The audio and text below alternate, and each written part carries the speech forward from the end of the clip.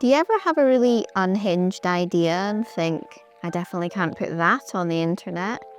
Well, on an absolutely unrelated note, let's make Warhammer terrain using my own teeth.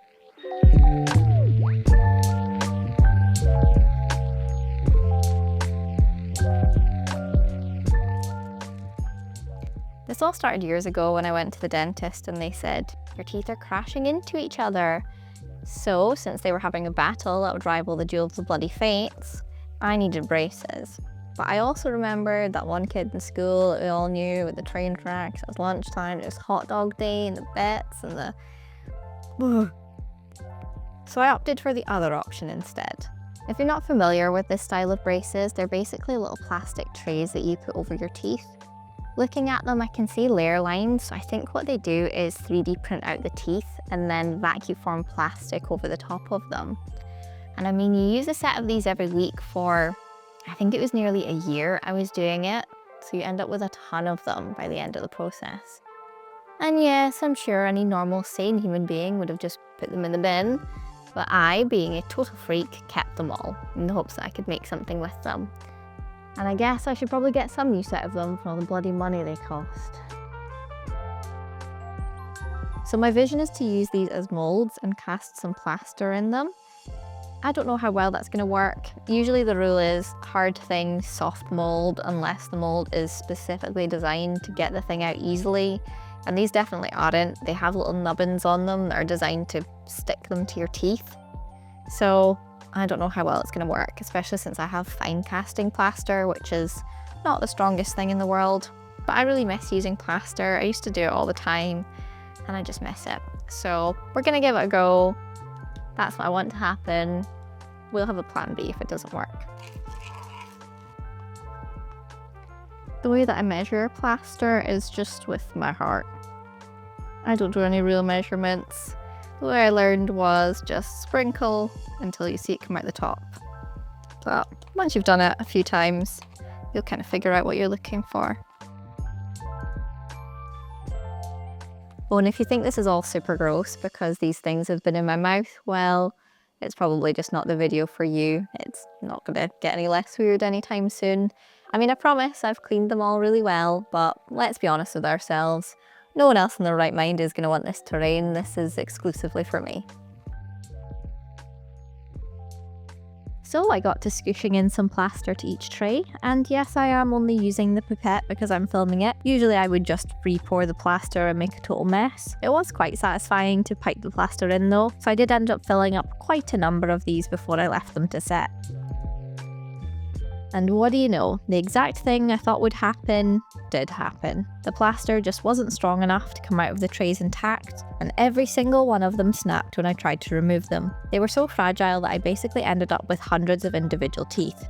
Despite having the prior knowledge and experience to know this is exactly what would happen, I still cast tons of them, with a blind delusional hope only rivaled by my hope that Valve will actually make a third game in any of my favourite series. Sometimes in life when you really want something, like a new dog or a promotion, or very specifically complete plaster casts of your own teeth, life just says, get a grip, you've got absolutely no chance. And you just gotta accept that.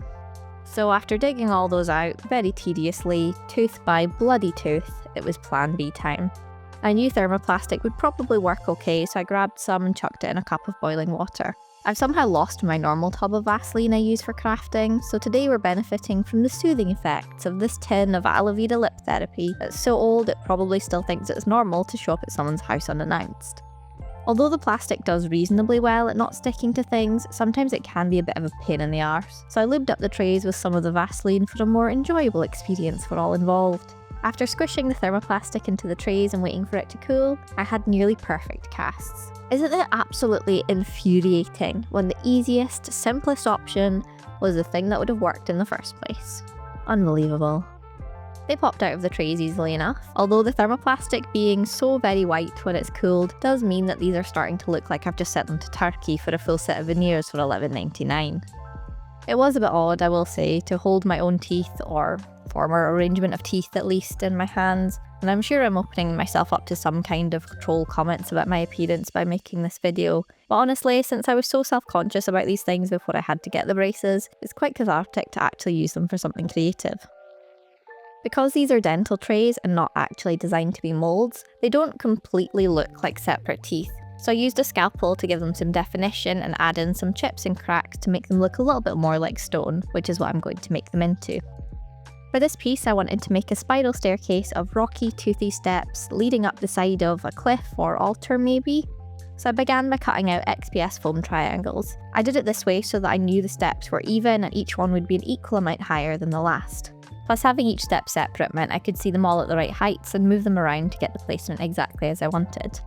I spent a bit of time getting that right so I could glue them down to the base. This Foamex I'm using is the thinner stuff I have and it does tend to warp. So to combat that, I clamped it down to my desk and weighed it down with heavy books so I can glue the steps down first before cutting it out.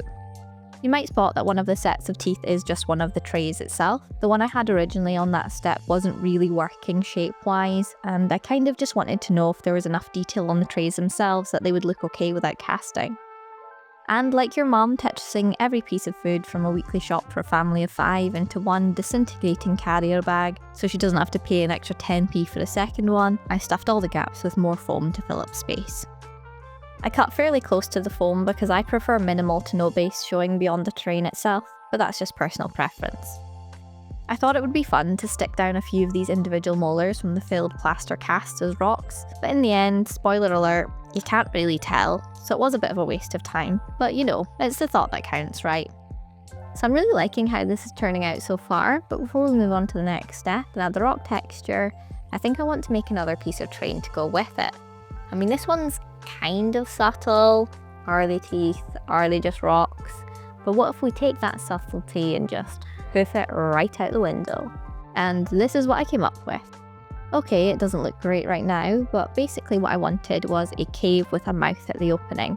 I decided to do a mouth at each end so that it was interesting wherever you were looking at it from, and also so that we might have some fun line of sight through the middle. And for once, I actually got out a mini, this is one of Trent's, and actually tested for scale. I firmly stand behind my motto that scale is only a suggestion, but if you want to make something playable, I guess you have to think about it. How boring.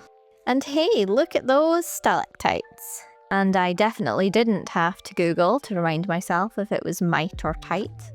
I thought it would be kind of fun to have these where a uvula would be at the back of the throat. I can't tell if I've just completely lost my mind at this point, but honestly I'm just having a good time. I didn't want the insides to be too thick, so I mixed up a paste of wall filler, sand and grey paint and coated everything inside the mouth cave. Then it was time for Sculptamold. It's a magical substance for getting rock texture. You pretty much just slap it on and don't smooth it out too much. Just blending in the edges with some water is perfect. Please tell me in the comments that I'm not alone in the fact that I always have way too much confidence in myself and mix up more Sculptamold than I can possibly apply before it starts setting. Every single time I end up grinding hardened chunks of it into my project like I'm trying to direct an entire BMX through a cheese grater. If you like seeing wacky ideas like this, please consider supporting me over on Patreon. I'll leave the link below, but any support means that I can keep making things and further my goal to produce videos a little bit faster and get more of them coming out. Next, I employed the paint in the Mod Podge trick that we've all been copying from Blackmagic Craft since time began and slapped a healthy coating all over, making sure to really cover the teeth since the thermoplastic isn't the best for paint adhesion. If you were making teeth that were actually supposed to be teeth and not stone, you could definitely leave them partially unpainted honestly, since the thermoplastic has that kind of slight translucency that teeth do, so that would work pretty well I think. Once that was dry, I could paint on a base coat of slightly lighter grey, trying not to cover all the dimension from the Mod Podge, but again making sure that the teeth were really well covered. For rocks, I usually do a grey base and then colourful washes under the dry brush. I like doing it this way because real rocks have different undertones and colours and veins and things growing on them, and honestly it's just fun. In my opinion, the best method is the one that you actually enjoy the most, and I just really love this one. For this project though, I wanted to take that technique and amp it up. I went for more opaque mixes than usual and lots of reds and pinks and yellows with some greens. I wanted it to look fleshy and gross to fit the theme, but still recognisably rock. Where I would usually leave some areas with no coloured washes, this time I covered the whole thing. I really kept piling it on until it looked like it had just been the battleground for a ferocious clash between the Teletubbies, Elisa the Bank stationery set, and an industrial powered blender. After that was a light grey dry brush to pick up the details, and I made sure to go a little heavier and with an even lighter grey on the actual teeth so that they stand out a bit and don't get lost in the other stone. With it all dry brushed, I think the colours came out great. I love how red some parts are and it just makes me happy to look at. I think if I make more teeth terrain, I'll get even more intense with the washes. All that was left to do was go over everything with a really watered down black wash. I'm not looking to darken the work too much at all, it's really just there to take the edge off the dry brush. And it really does help make things look a bit more natural versus just painted on. So here they are. I did think about adding some moss or grass to them, but looking at how nicely the colours turned out, I just don't think they need it. I could do too much on them like I usually do, but for once, I'm going to try and hold back. I do have quite a lot of these still kicking around though, so if anyone has any ideas, please leave them in the comments below. Otherwise, thank you so much for watching and I'll see you in the next one.